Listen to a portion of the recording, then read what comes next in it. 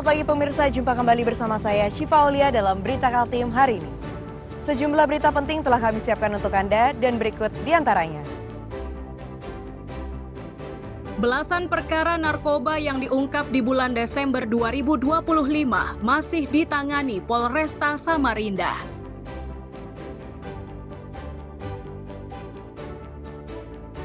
Pasca penabrakan jembatan Mahulu oleh ponton, petugas melarang semua angkutan sungai melintas di bawah jembatan.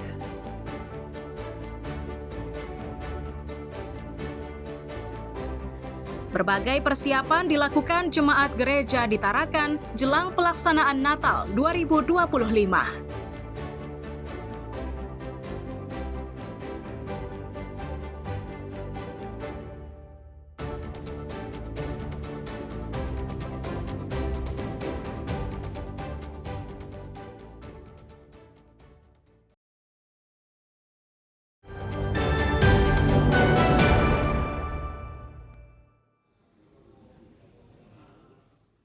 Barang bukti narkoba mulai dari sabu-sabu, uang tunai, ganja, hingga pil ekstasi ini merupakan sitaan polisi di Samarinda.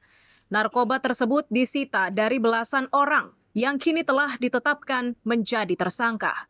Kapolresta Samarinda menyatakan penangkapan terhadap para tersangka dilakukan polisi di sepanjang bulan Desember 2025. Para tersangka ini ditangkap secara terpisah di lokasi berbeda-beda. Untuk barang buktinya, sabu-sabu sebanyak 515,7 gram, ganja 5,869 gram, dan pil ekstasi sebanyak 1.812 butir. Jajaran unit reskrim Polsek peningkatan ataupun frekuensi yang bertambah bahwa selama bulan Desember 2025 ini secara keseluruhan kita sudah melakukan pengungkapan kasus narkoba sebanyak 31 kasus, 31 laporan polisi. Ini dari Polresta dan juga ditambah dari polsek-polsek jajaran yang ada di Polresta Samarinda. Jadi dalam 1 bulan kita sudah bisa mengungkap paling tidak 31 kasus penyalahgunaan narkoba ini. Akibat perbuatannya, para tersangka kini terancam hukuman hingga 20 tahun. Kapolresta juga memastikan pemberantasan peredaran narkoba akan terus dilakukan. Ia juga mengimbau kepada warga agar ikut berperan dengan memberikan informasi terkait peredaran narkoba di wilayahnya. Iswanto dan Amir Hamzah melaporkan dari Samarinda.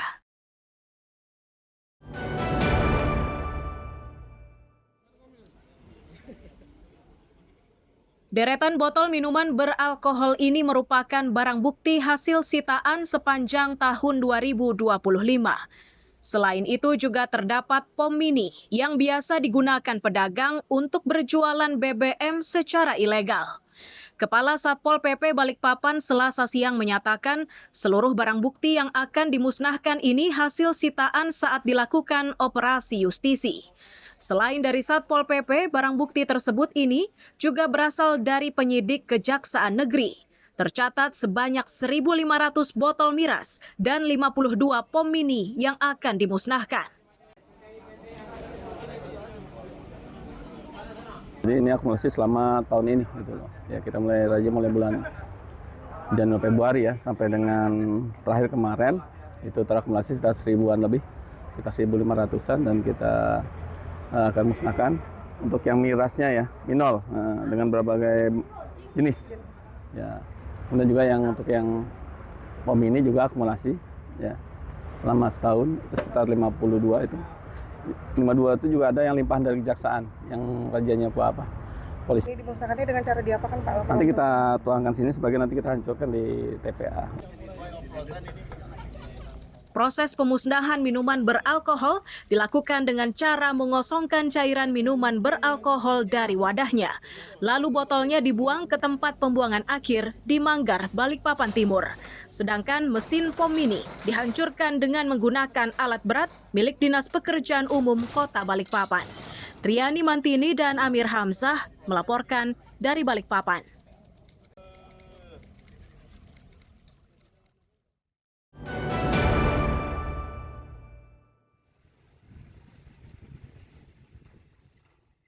Kejaksaan Negeri Berau hingga Rabu siang masih menyelidiki kasus dugaan perkara penyalahgunaan dana kampung yang menyeret Sekretaris Kampung Biatan Lempake, Kecamatan Biatan.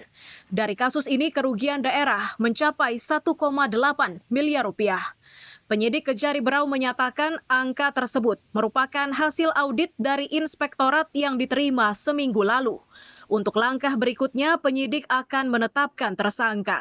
Hanya saja penetapannya baru akan dilakukan awal tahun 2026, sekaligus pemberlakuan KUHP dan KUHAP terbaru.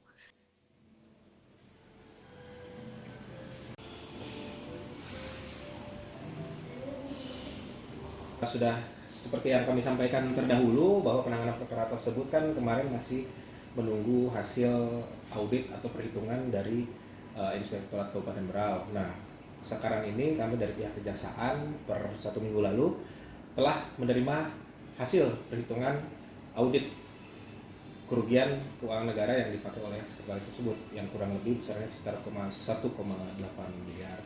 Namun untuk tindak lanjutnya berhubungan dengan pemberlakuan KUHP dan KUHAP baru yang di tanggal 2, nanti untuk penanganan perkaranya kemungkinan kami akan tindak lanjuti atau kita ini kan nanti di awal tahun, karena berbarengan juga momentumnya libur akhir tahun dan pemberlakuan KUHP dan KUHAP yang baru.